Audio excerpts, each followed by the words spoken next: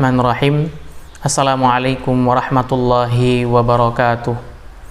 Innal hamdalillah nahmaduhu wa nasta'inuhu wa nastaghfiruh wa na'udzu billahi min syururi anfusina wa min sayyiati a'malina. May yahdihillahu fala mudhillalah wa may yudlilhu fala hadiyalah. Asyhadu an la ilaha illallah wahdahu la syarikalah wa asyhadu anna Muhammadan abduhu wa rasuluhu la nabiyya ba'dah. Amma ba'du. Qala Allah Ta'ala fil Qur'anil Karim, ya ayyuhalladzina amanu taqullaha haqqa tuqatih wa la tamutunna illa wa antum muslimun. Faqala Rabbuna jalla wa ala, ya ayyuhan nasu taqu rabbakumul ladzi khalaqakum min nafsin wahidah wa khalaqa minha zawjaha wa batha minhuma rijalan katsiran wa nisaa'a wattaqullaha alladzi tasaaluna bihi wal arham innallaha kana 'alaikum raqiba. Faqala subhanahu, ya ayyuhalladzina amanu taqullaha wa qulu qawlan sadida yuslih lakum a'malakum wa yaghfir lakum dhunubakum wa may yuti'illaha wa rasulahu faqad faza fawzan 'azima. Fa inna asdaqal hadithi kitabullah wa khairul hadi hadi Muhammadin sallallahu alaihi wasallam wa syarral umuri muhdatsatuha fa inna kulla muhdatsatin bid'ah wa kulla bid'atin dhalalah wa kulla dhalalatin finnar. Wa ma qalla wa kafa khairum mimma kathura wa alha innama tu'aduna la'atin wa ma antum bimu'jizin.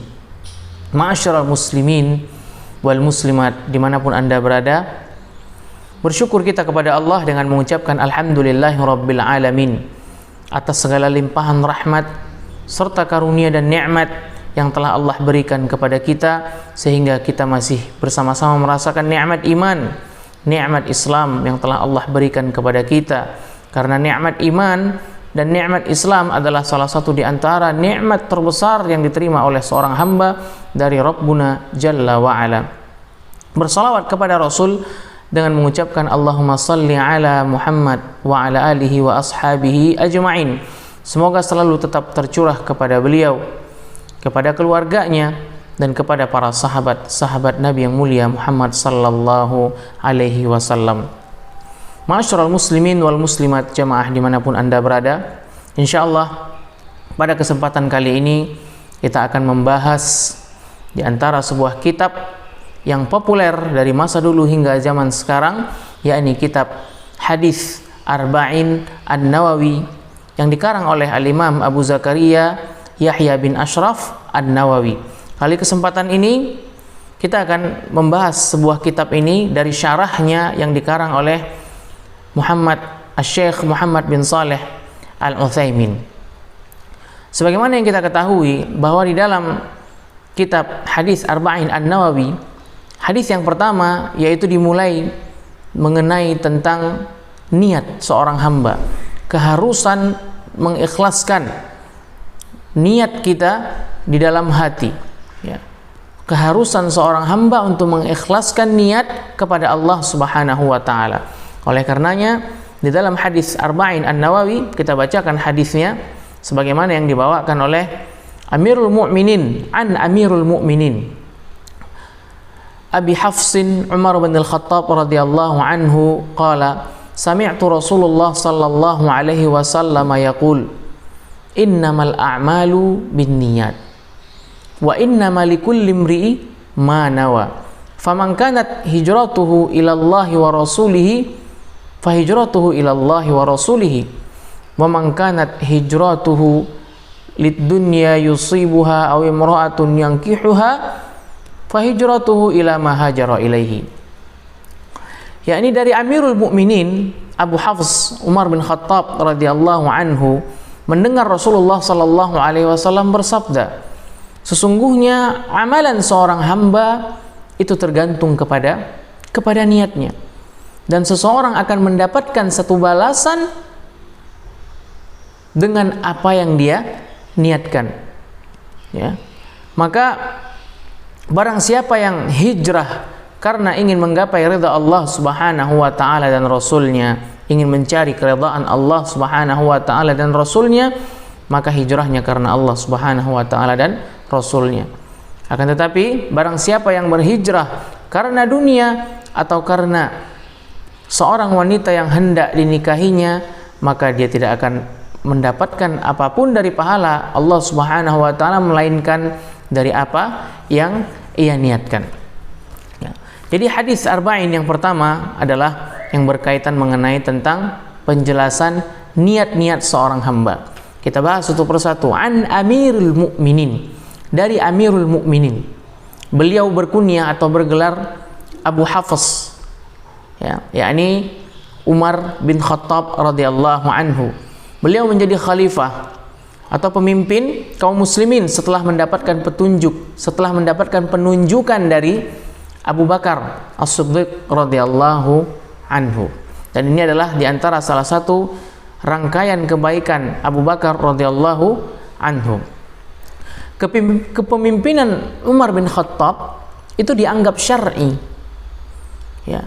Kenapa? Karena ditunjuk langsung oleh Abu Bakar As-Siddiq, langsung dipilih. Sementara kepemimpinan Abu Bakar ditentukan, ya, berdasarkan baiat para sahabat Rasulullah sallallahu alaihi wasallam pada pertemuan Bani Thaqifah. Ya. Dengan demikian, maka kepemimpinan Umar bin Khattab dianggap sama seperti kepemimpinan Abu Bakar, dan Abu Bakar radhiyallahu anhu telah melakukan pemilihan yang tepat terhadapnya. Ya. Kemudian perkataan Umar bin Khattab sami'tu artinya adalah aku telah mendengar, merupakan dalil atau tanda bahwasannya beliau mendengar langsung dari Rasulullah sallallahu alaihi wasallam tanpa adanya perantara. Ya. Yang sungguh mengherankan bahwa hadis yang sangat penting ini tidak ada sahabat lain yang meriwayatkannya kecuali Umar bin Khattab. Meskipun pentingnya, bagaimana pentingnya perkara ini didukung oleh ayat Allah Subhanahu wa taala dan para hadis yang banyak. Ya. Di dalam Al-Qur'an Allah Subhanahu wa taala berfirman, "Wa ma tunfiquna illa batigha'a wajhillah." Dan janganlah kamu membelanjakan sesuatu melainkan karena mencari keridhaan Allah Subhanahu wa taala. Ya. Ibtigha'a wajhillah. Ya. Firman Allah Subhanahu wa taala ibtigha'a wajhillah, yang artinya adalah kita berharap, ya, dengan wajah Allah, berharap akan mendapatkan keridhaan Allah Subhanahu wa taala. Ini menunjukkan adanya niat. Ya, walhasil makna hadis innamal a'malu binniyat wa innamal likulli imri ma nawa. Hadis tersebut telah dibenarkan oleh Al-Qur'an. Begitu pula ada pendukung dari hadis-hadis yang lain. Ma'asyiral muslimin wal muslimat, para jamaah dimanapun Anda berada, kita langsung saja masuk kepada pengertian niat. Apa sih yang dimaksud dengan niat? Al-a'malu binniyat. Apa yang dimaksud dengan an-niyat? An-niyat itu adalah bentuk jamak daripada niyatun, ya, yang secara bahasa maknanya adalah maksud dan tujuan. Di dalam bahasa Arab disebut dengan al-qasdu. Adapun an-niyah secara syar'i yakni in'iqadul qalbi ala amali syai' au azmul qalbi ala al-ibadah bighairi taraddud. Yakni kuatnya hati seorang hamba ketika ingin melakukan satu amalan atau satu ibadah dalam rangka mendekatkan diri kepada Allah Subhanahu wa taala tanpa adanya keraguan. Kemudian aina mahallun niyah? Fa mahalluha al-qalbu. Di mana tempatnya niat? Niat itu tempatnya adalah di dalam hati. Ya. Mengapa demikian? Pada dasarnya niat adalah sebuah perbuatan hati yang tidak ada kaitannya sama sekali dengan amalan anggota tubuh lainnya. Ya, contohnya seperti mulut. Ya. Kemudian apa tujuan kita melakukan atau melaksanakan atau melafazkan atau berniat di dalam hati kita? Apa tujuan seseorang hamba ketika melakukan satu amalan? Mereka harus berniat terlebih dahulu. Apa tujuannya? Yakni tujuannya adalah untuk membedakan antara suatu perbuatan yang sifatnya kebiasaan atau adat, kebiasaan ya, dengan perbuatan satu amalan ibadah yang bernilai pahala. Nah, kita kasih contoh. Salah satu di antara contohnya adalah ketika ada seseorang ya mau makan sesuatu, didorong dengan keinginan saja. Kemudian ada orang yang lain ingin makan sesuatu ya dalam rangka untuk beribadah kepada Allah Subhanahu wa taala, sebagaimana firman Allah mengatakan wa kulu washrabu, dan makanlah dan minumlah ya, sebagaimana yang Allah firmankan dalam surat Al-A'raf. Maka kesimpulannya, orang kedua ya, orang yang melakukan satu amalan tadi, satu perbuatan makan dan minum tadi, diniatkan karena Allah Subhanahu wa taala, maka akan dibalas dengan pahala. Sedangkan orang yang pertama melaksanakan satu kebiasaan yang tidak mendatangkan pahala, karena mereka melakukan ya satu amalan yang mana dorongan keinginan saja tanpa dibekali dengan niat. Jadi satu amalan yang mubah seperti makan dan minum, seorang makan dengan dorongan kebiasaan atau keinginan saja, maka dia tidak akan mendapatkan pahala. Beda halnya dengan orang yang ketika dia mau makan tapi diniatkan ya untuk beribadah kepada Allah Subhanahu wa taala dalam rangka apa? Melaksanakan perintah Allah Subhanahu wa taala. Bukankah Allah berfirman dalam Al-Qur'an wa kulu washrabu, dan makanlah dan minumlah ya. Jadi seseorang ketika hendak makan dan minum, dia berniat kepada Allah Subhanahu wa taala, niatnya adalah melaksanakan perintah Allah, maka akan bernilai pahala. Kemudian contoh yang kedua ya, seseorang mandi karena ingin apa? Karena ingin kesegaran tubuh ya. Dia ingin melaksanakan mandi ya, dengan dorongan kesegaran tubuh agar tubuhnya menjadi segar. Sementara ada teman yang lain ya, dia ingin mandi dengan niat mandi junub. Maka orang yang pertama hanya sebatas melakukan kebiasaan saja ya, sedangkan orang yang kedua sedang beribadah. Mengapa sedang beribadah? Karena dia meniatkan bahwa mandinya tersebut adalah mandi junub. Oleh karenanya, bila ada seseorang yang sedang dalam keadaan junub, lantas kemudian dia mandi tanpa diniatkan untuk mandi junub, kemudian dia melaksanakan sholat, maka sudah dipastikan sholatnya tidak sah. Mengapa? Seseorang dalam keadaan junub, kemudian dia mandi junub ya, tapi dia tidak meniatkan kalau niatnya itu adalah mandi junub. Hanya saja dia ketika junub kemudian mandi, didorong dengan keinginan agar mendapatkan kesegaran saja. Nah, ini dia tidak akan mendapatkan pahala. Sebab mandinya apa? Tidak dibarengi dengan niat. Dengan kata lain, ia tidak berniat untuk ibadah, tetapi hanya untuk mendinginkan badannya saja. Kemudian contoh yang lain ya, fungsi niat adalah pembeda antara ibadah dengan yang lainnya ya. Ada seseorang melaksanakan sholat 2 rakaat ya, dengan salah satu di antara mereka melaksanakan sholat 2 rakaat, yang ini niatnya sholat sunnah, yang ini niatnya adalah sholat fardu. Misalnya sholat fardu 2 rakaat, yakni sholat subuh ya. Secara zahir dua amalan ini adalah sama, yakni hanya saja dibedakan dengan niat. Yang satu niatnya karena untuk melaksanakan sholat sunnah, yang satu niatnya karena ingin melaksanakan sholat fardu. Maka niat ini selain dia menjadi pembeda dari satu amalan kebiasaan dan amalan yang mengharapkan pahala dari Allah Subhanahu wa taala karena diperintahkan oleh Allah Subhanahu wa taala, dia juga dapat menjadi pembeda antara amalan yang sunnah dengan amalan-amalan yang wajib. Lalu yang menjadi pertanyaannya di sini adalah niat.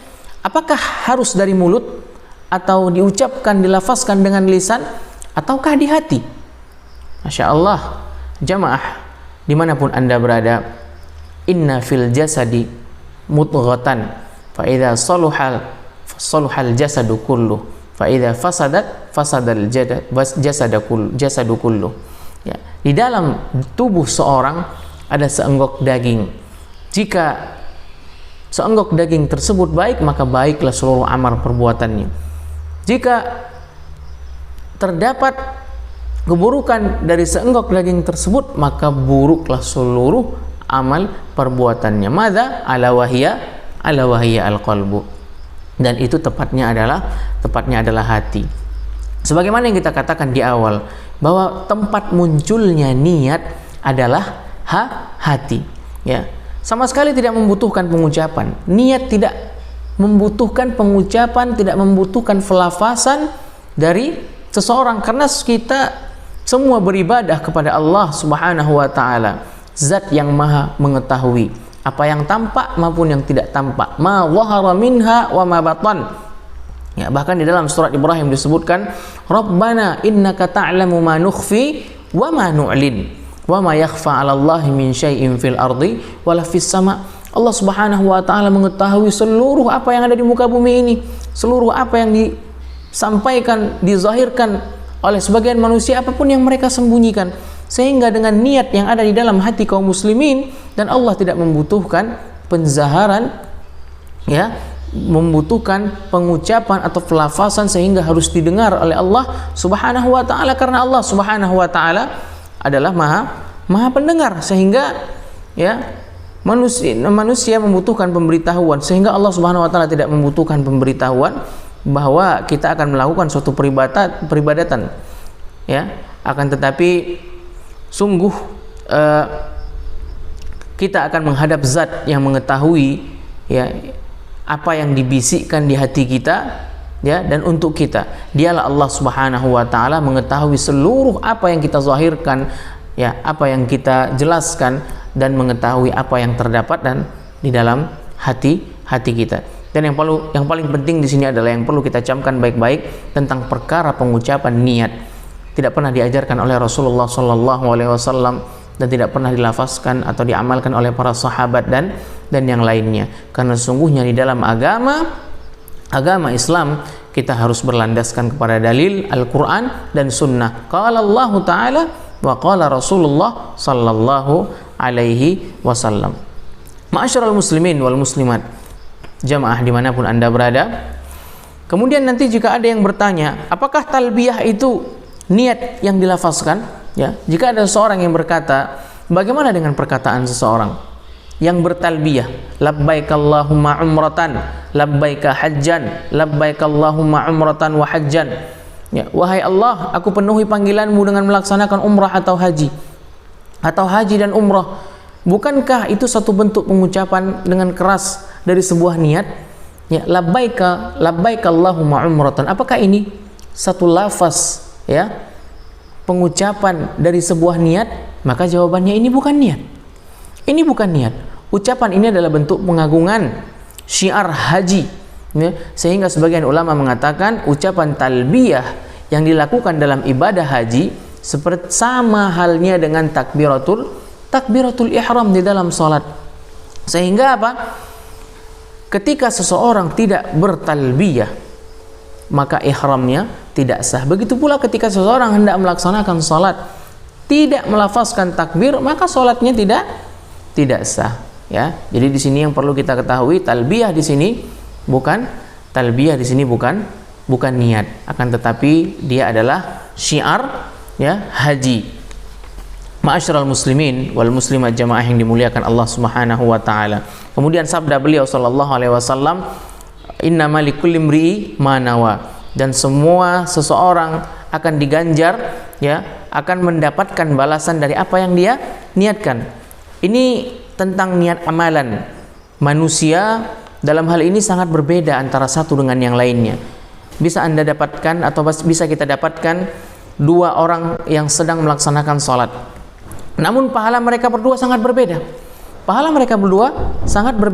Bagaikan antara jarak timur dan barat, atau antara langit dan bumi. Mengapa demikian?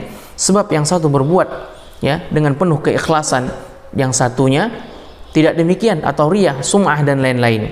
Juga bisa kita temukan ada seorang santri yang sama-sama mempelajari tauhid, fikih, akidah, tafsir dan seterusnya, dengan niat ingin menjadi hakim, ingin mengangkat dirinya, ya, untuk memiliki martabat leluhur. Sementara yang lainnya apa?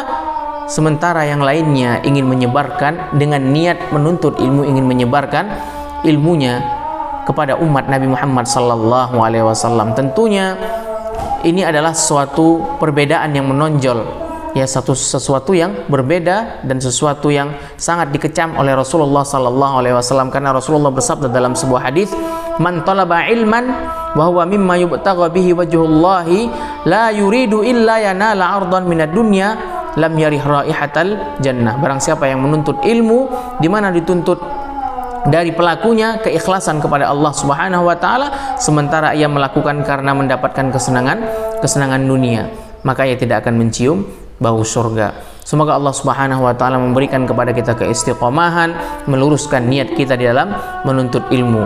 Insyaallah di pertemuan berikutnya kita akan membahas dan menjelaskan mengenai tentang hukum hijrah yang terkandung di dalam hadis ini. Subhanakallahumma bihamdika asyhadu an la ilaha illa anta astaghfiruka wa atubu ilaik. Assalamualaikum warahmatullahi wabarakatuh.